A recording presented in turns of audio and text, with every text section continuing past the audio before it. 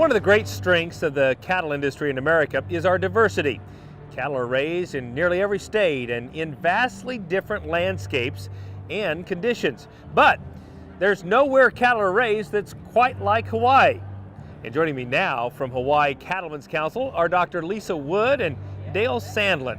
You know, we talked earlier about the 5-part video series that you all created, and I guess I would start with you, Lisa. What was the purpose? What are some of the goals that you had in mind in creating this series about the cattle industry in Hawaii? We wanted to be able to highlight some of the unique features of our industry. As you said, many people don't even realize that we've been growing cattle in Hawaii for over 200 years. We had the opportunity to visit several of our ranches. We have ranches scattered across 5 major islands, and we chose to focus on 5 specific areas. One is the unique history that we have. The second is our production cycle, which is again quite a bit different from the mainland. The third was the health and well-being of our animals. It's our environmental stewardship. And the last was our vision for the future of Hawaii's cattle industry. And Dale, my understanding is you are sharing these online with consumers and everyone. What kind of reception have you gotten so far? Well, overwhelmingly supportive up to now. We're currently featuring those videos on our websites as well as on our YouTube channel. We're looking at making a bigger splash with that, but it's been well received, and it's from the feedback that we've heard, it's been that it's a true, honest representation of our industry, and it's allowing for both us to inform on our concerns that we have and the challenges that we face, but also in the quality and commitment that we do put into our product each and every day. We're going to see a clip from the video regarding the production cycle and how it differs in Hawaii. Dr. Wood, would you tell us just a little bit about what is different about producing cattle in Hawaii than the mainland?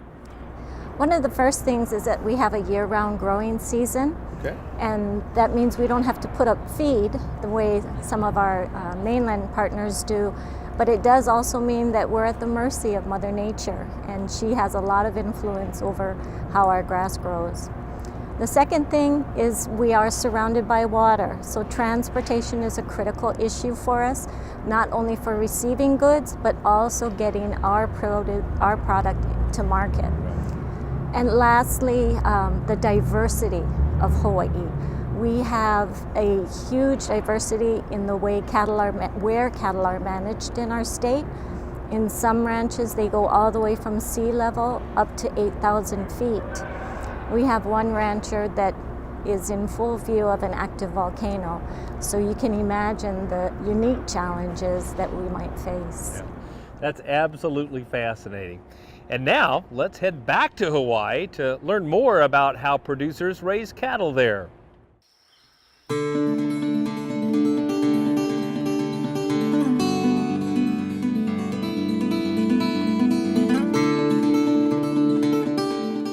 There's nothing like raising cattle in Hawaii. There are ranches and grazing lands on nearly all of the islands, and for the men and women who care for their animals and their land each day, their job is filled with challenges and rewards. Hawaii's landscape and climate is incredibly varied, and that variety directly impacts how they care for cows, raise calves, and manage the state's natural resources. Oh gosh, Hawaii is a whole different bird from most any place on the mainland, in that you can go from an extremely arid climate to extremely wet within 10, 15, 20 miles. So, and within a real close proximity, not very many miles. So it creates a whole different variety of situations and pluses and minuses on how you run your operation. There's a lot of extreme contrasts, and so it's important that the cattle are able to adapt. Our cattle really have to be adaptable from sea level all the way up to 8,000 foot elevation, and from dry desert country to more wet rainforest type area. My dad said we got this piece of ground because no one else wanted it, and it's kind of the truth. It's one of the toughest, most rugged pieces of real estate that a cattle operations run on in this state. But, oh, what do you gotta say? You love it because it's not an easy piece of country to work. The animals have to want to work with you to make it work, because you can't cowboy this country. It's rough, the lava is relentless, unforgiving. If you think you're just going to run out there and do something, I've fallen in a hole. My horse, my dog, everything just fell right in a lava tube. So the country's non-forgiving, and you have to work with it. And I'm serious. When it's raining, cattle don't want to work, livestock don't want to work. But a beautiful morning like this, and everything wants to work. Hawaii ranchers are experts in raising cows and calves. Some ranches finish their cattle on grass and market their beef to local stores and restaurants. Others ship their calves to the mainland for finishing in feedlots. Either way, all of these operations are dependent on managing grass to keep their animals healthy and growing, while ensuring that their natural resources are maintained. We have a huge variance in our microclimates and our annual precipitation in a very short relative distance. So it gives us the ability with intensive grazing to adjust very much to where you are on the mountain and to your pasture and weather conditions. That really is the only advantage we have for ranching in Hawaii, is that we can grow grass year-round. And so in order to do so, though, we do have to have rainfall year-round. Mother Nature, when she gives it to us, she's pretty generous, and when she decides not to give it to us, it can be pretty tough business. But for the most part, managing that resource, that's our primary responsibility. That's what we focus on. We do a lot of rotational grazing. We try to manage the forages so that we have an optimal amount of cover, basically try to prevent the weeds from coming in as well. One thing with handling our cattle with intensive grazing, we're moving them. Some herds will move every day, some will move every other day, just depending on where they are and the size of the paddocks they're in. So our cattle are really used to having people around, and they're most times they're waiting for you at the gate. They'll tell you when it's time to move. You know, you graze them one way for a cow-calf operation, another for stockers, and then you got to really get intense when you're finishing cattle. And every little hiccup can mean a big gap in gains. We think we're headed in the right direction, and we just got to just keep our eye on the ball and make sure that we continue to improve at every chance that we can. Again, you know, grazing is a year-round occurrence when we have the opportunity. And so managing that forage resource is key to our success. So we do some intensive grazing where we move the animals fairly quickly, and every couple of days we'll be moving these animals to a different pasture, and that allows the grass to recover quicker.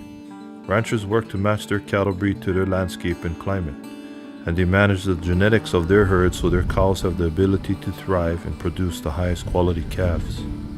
Mama cow that you just drove past would weigh 1,300 to 1,500 pounds. Just a mile that way, a cow can't weigh more than 900 pounds.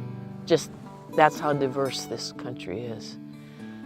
The soil out there is thin, relatively new, eruptions and dust blown in from other eruptions. Where the land can support a bigger cow is there's pockets of deep soil, more mature soil types.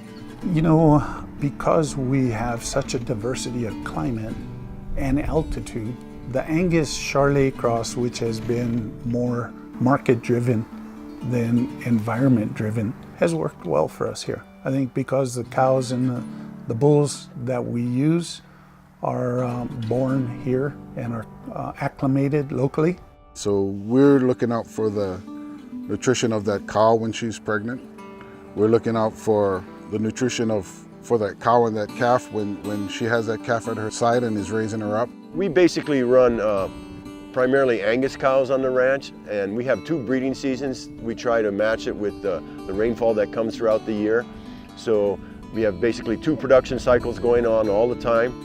We're primarily a cow-calf operation here, but we've been transitioning to raising more cattle for local beef production as well.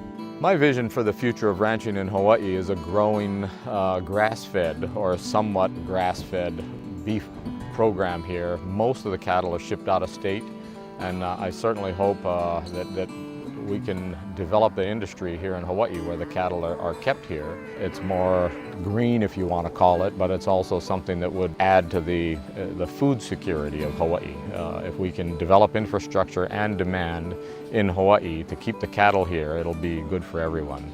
Beef production in Hawaii has been one of the stable primary sources of agriculture. We've been a very resilient industry. There's a lot of opportunity for us to continue to be a large part of the food production. We see it actually increasing over the years. There is opportunity for us to do so.